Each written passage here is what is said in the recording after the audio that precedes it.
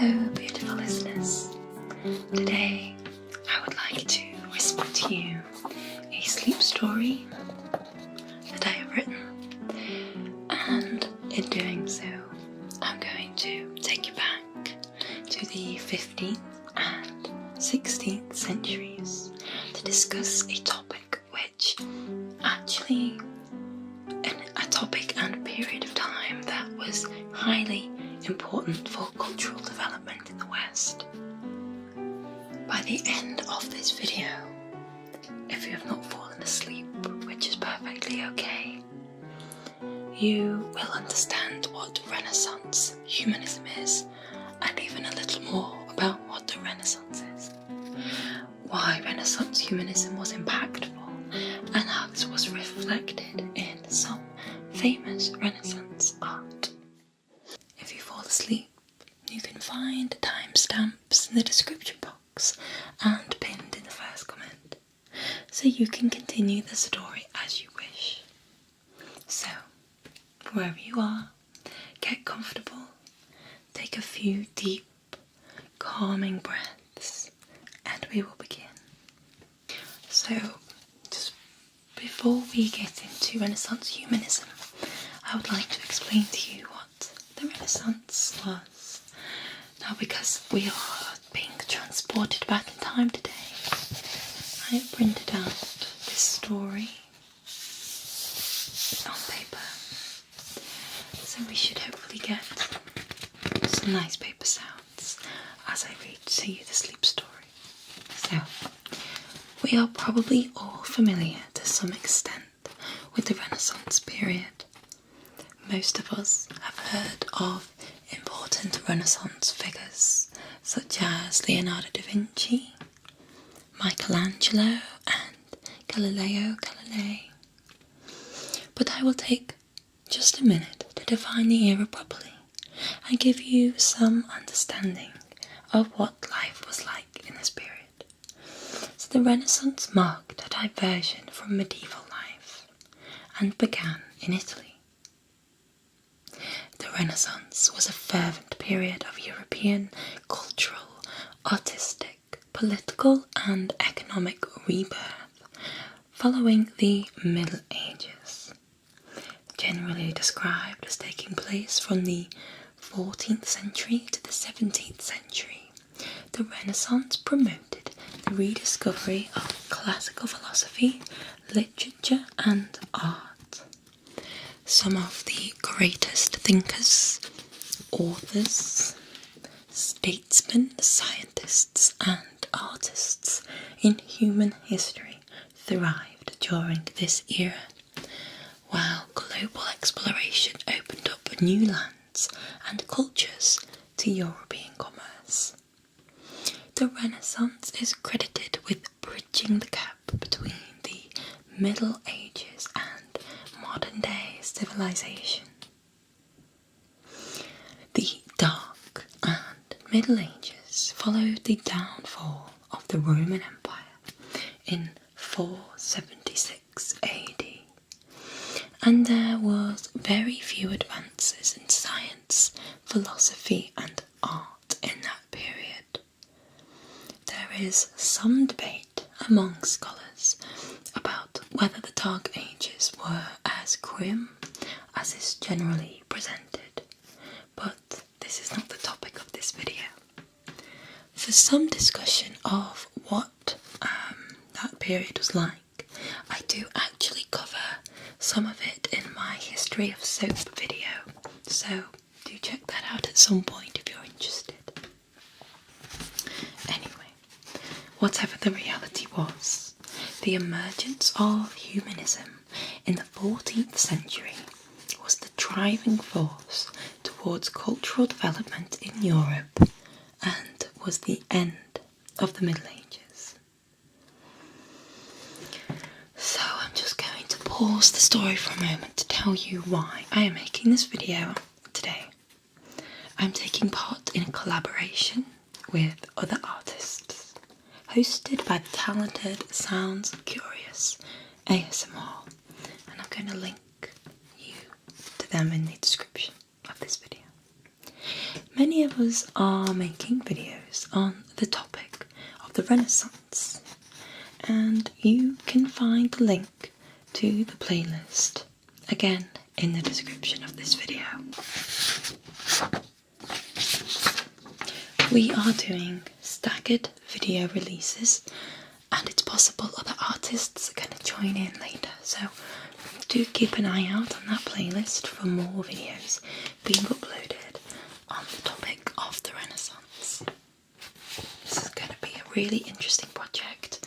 I think we're calling it the ASMR Renaissance Project. So if you're interested in that period, or just in general, I think definitely check it out. Anyway, let's continue with the sleep story.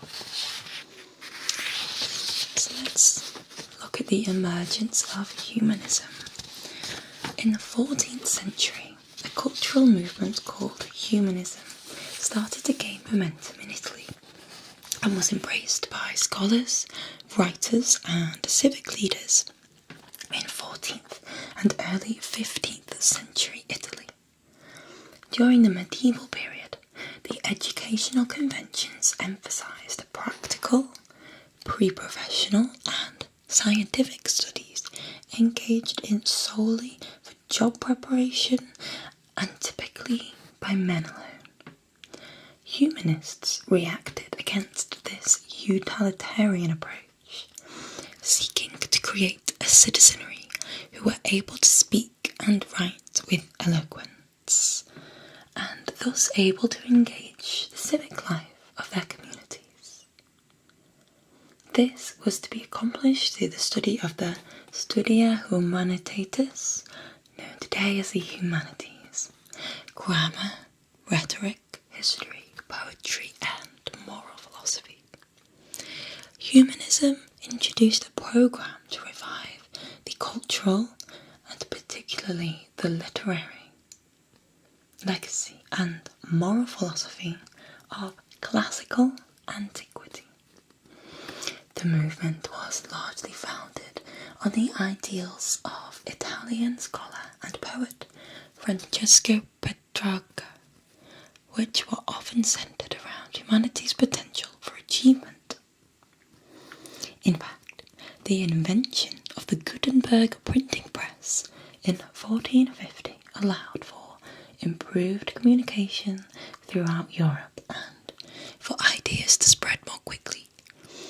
And a direct consequence of this was that little-known texts from early humanist authors, including Petrarca and also Giovanni Boccaccio, which promoted the renewal of traditional Greek and Roman culture and values, were printed and distributed to the masses. Additionally, many scholars believe advances in international finance and trade impacted culture in Europe and set the stage for the Renaissance in general. While humanism initially began as a predominantly literary movement, its influence quickly pervaded the general culture of the time, reintroducing classical Greek and Roman art forms and contributing to the development of the Renaissance. Humanists considered the ancient world to be the pinnacle of human achievement and thought its accomplishments should serve as the model for contemporary Europe.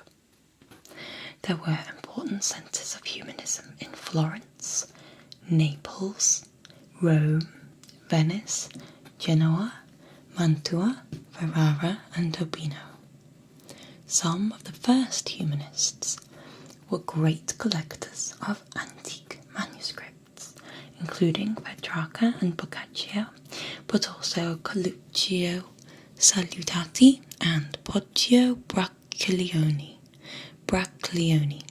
Sorry for the mispronunciation that I'm probably doing for these Italian names.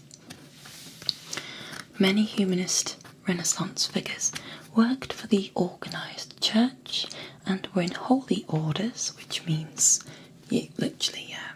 holy orders I think is like the priesthood, while others were lawyers and chancellors of Italian cities. Humanism was an optimistic philosophy that saw man as a rational and sentient being with the ability to decide and think for himself or herself. It saw man as inherently good by nature, which was in tension and contrast with the Christian view of man as the original sinner needing redemption, and in fact being born with sin.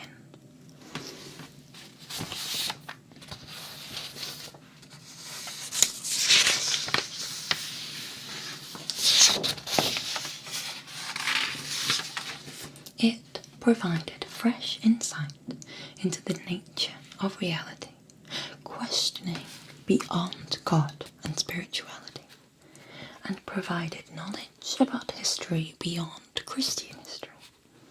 I personally believe that humanism was a force for good in terms of our cultural development, and this move away from purely Christian values and history was the driving force behind scientific advancement and the development of our society today.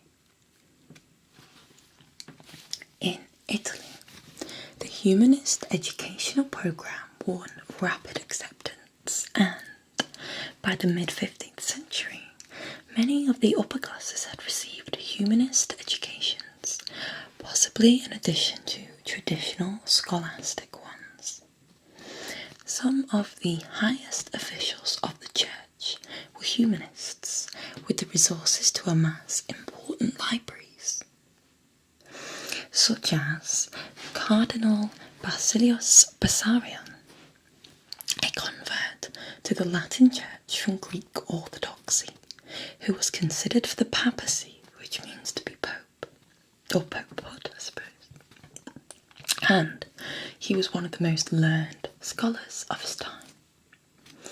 Following the Crusader sacking of Constantinople and the end of the Byzantine Empire in 1453, the migration of the Byzantine Greek scholars and emigres, who had great familiarity with ancient languages and works, furthered the revival of Greek and Roman literature and science.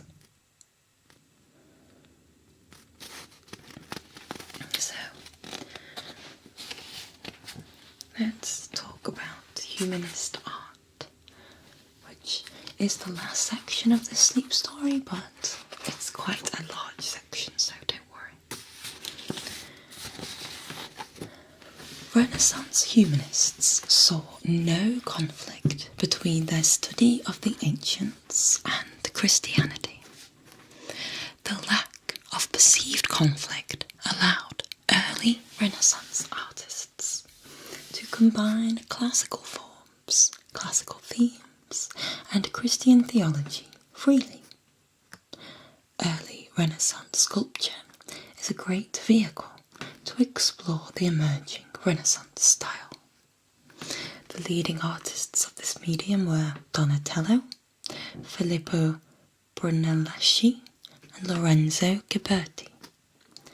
Donatello became renowned as the greatest sculptor of the early Renaissance, known especially for his classical and unusually erotic statue of David, which became one of the icons of the Florentine Republic. David, of course, is a figure from the Bible, I think Old Testament.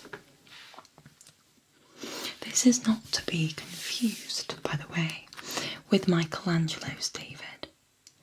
Donatello's David is a bronze figure which is nude except for helmet and boots, and dates to around the year 1440.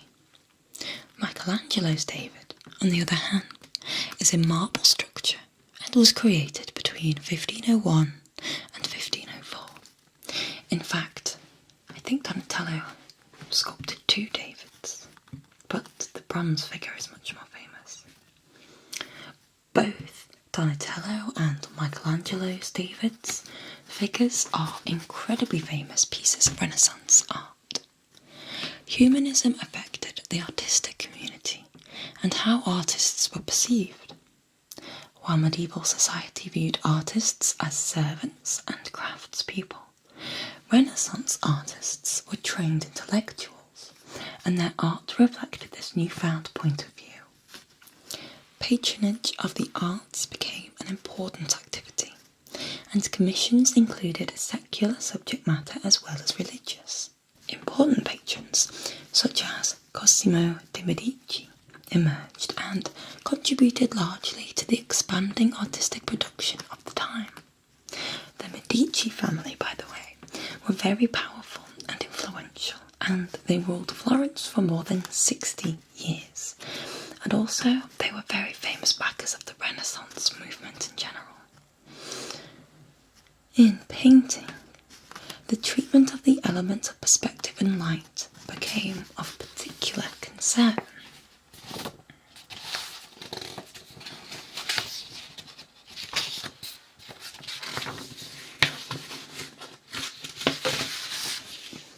Paolo Uccello, for example, who was best known for the Battle of San Romano, was obsessed by his interest in perspective and would stay up all night in his study trying to grasp the exact vanishing point. He used perspective in order to create a feeling of depth in his paintings. In addition, the use of oil paint had its beginnings in the early part of the 16th century, and its use continued to be explored extensively throughout the High Renaissance. The High Renaissance being the period from the 1490s to the 1520s. The best known painters of this period were Michelangelo, Da Vinci and Raphael. But let's explore two examples of humanist Renaissance art. The first is the Primavera, which was painted in the late 1470s to the early 1480s and was painted by Sandro Botticelli. This famous early Renaissance painting depicts figures from classical mythology: the god Mercury plucking a golden fruit from a tree, the three Graces dancing together, and Venus, the goddess of love, at the centre with Primavera, the goddess of spring, to her left. The meaning of the mysterious scene, located within a woodland garden, has been much debated by scholars, and it has been viewed as an allegory, a depiction of various scenes from the writing of the Roman post-Ovid, or as a purely aesthetic arrangement. At the same time, some critics have deeply analysed the work, finding its elements, including the hundreds of specific flowers naturalistically depicted, as reflective as Neoplatonic thought. Neoplatonism emphasised ideal love and absolute beauty as reflections of the ideal forms posited by the Greek philosopher Plato.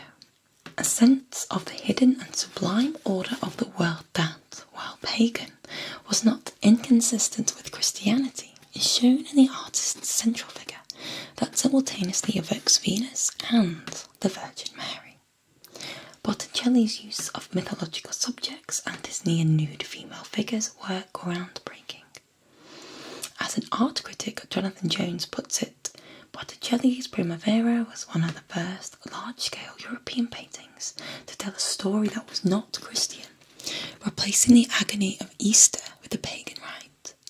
The very idea of art as a pleasure and not a sermon began in this meadow.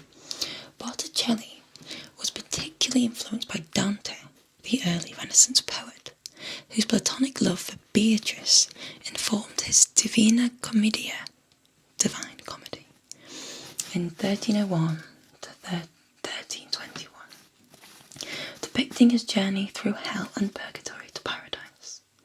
The artist drew illustrations and wrote commentary on the famous poet's work. Associated with the artistic and intellectual circles around Lorenzo de' Medici, the artist was influenced by Marsilio Ficino.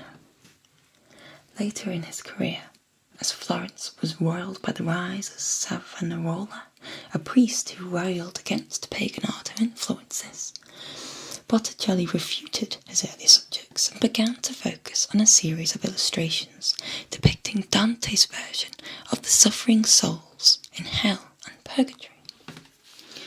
Though his art fell into relative obscurity, it was subsequently rediscovered in the 19th century, and his paintings have become amongst the most recognisable artworks, reproduced in countless advertisements, brochures and digital platforms.